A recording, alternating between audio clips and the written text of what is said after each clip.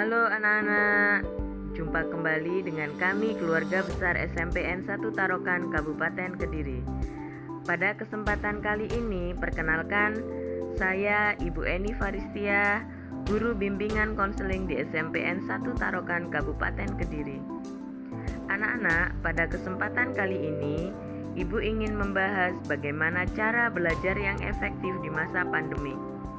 Ingat anak-anak, kalian tidak sedang libur sekolah ya. Kalian hari ini sedang belajar meskipun jarak jauh dari rumah. Karena masa pandemi, kita harus melaksanakan pembelajaran jarak jauh secara daring. Oleh karena itu, yuk kita belajar bersama. Selamat belajar.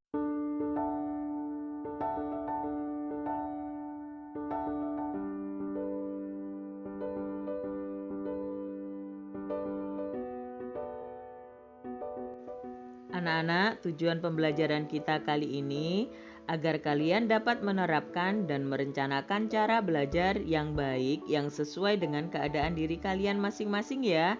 Karena tiap orang pasti mempunyai tipe belajarnya sendiri-sendiri.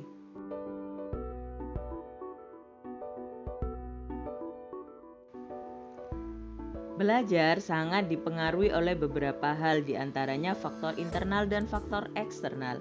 Faktor internal, faktor dari dalam diri kita sendiri. Contohnya kita harus bersemangat, tidak boleh bermalas-malasan, dan kita harus mempunyai keinginan untuk mengejar cita-cita yang lebih tinggi, yang lebih baik dari keadaan yang sekarang. Faktor eksternal, faktor dari luar diri kita. Contohnya pengaruh dari keluarga, pengaruh dari teman sekolah, keadaan lingkungan di rumah maupun di sekolah. Anak-anak, kalian harus tahu ya, apa faktor internal dan eksternal yang dapat mempengaruhi suasana belajar kamu agar menjadi lebih baik. Nah, oleh karena itu, ciptakan suasana belajar yang aman dan nyaman ya.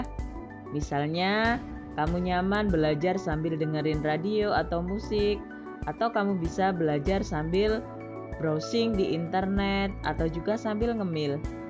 Yang penting kamu merasa nyaman dan materinya bisa terserap dengan baik. Belajarlah dengan rutin, jangan terlalu lama.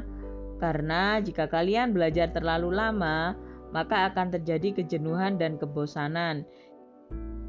Nah, jika terjadi kebosanan, berilah selingan yang menyenangkan.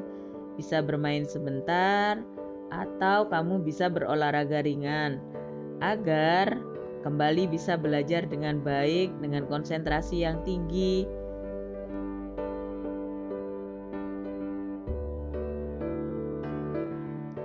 Nah, berikutnya disiplin waktu, menghargai dan mengatur waktu dengan baik. Jadi, kalian harus mempunyai disiplin waktu dalam belajar agar pembelajaranmu jadi optimal. Nah, self reward penting juga loh untuk kita.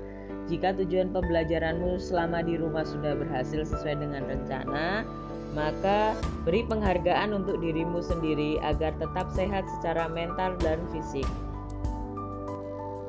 Nah, tidak pergi ke sekolah bukan berarti tidak belajar ya kalau di rumah. Belajar di rumah itu menyenangkan loh. Ciptakan kenyamanan dalam belajar. Ingat, tetap jaga kesehatan karena corona masih ada di sekitar kita.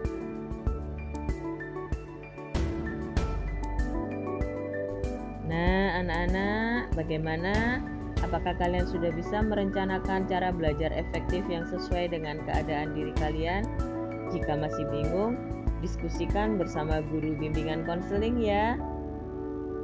Anak-anak, perlu kalian ingat ya, sekarang ini harus tetap menerapkan protokol kesehatan agar pandemi ini segera berlalu. Kalau pandemi sudah berlalu, kita bisa kembali belajar di sekolah. Lakukan dari sekarang ya, perubahan dimulai dari dalam diri kita sendiri. Nah, mulai dari sekarang yuk belajar, perhatikan tips-tips berikut ini agar kalian bisa merencanakan pembelajaran yang lebih baik. Selamat belajar anak-anak, semoga berhasil.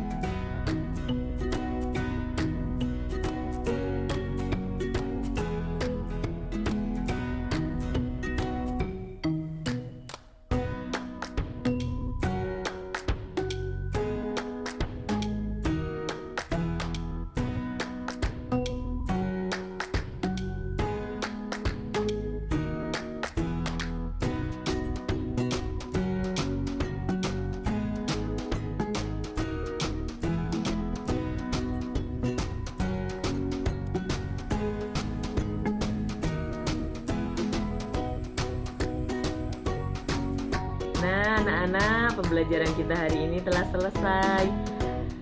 Semoga materi hari ini bisa kalian serap dengan baik. Kalian bisa merencanakan bagaimana cara belajar efektif selama di rumah. Kalian juga harus tahu bahwa sekarang ini kalian sedang tidak libur sekolah loh ya.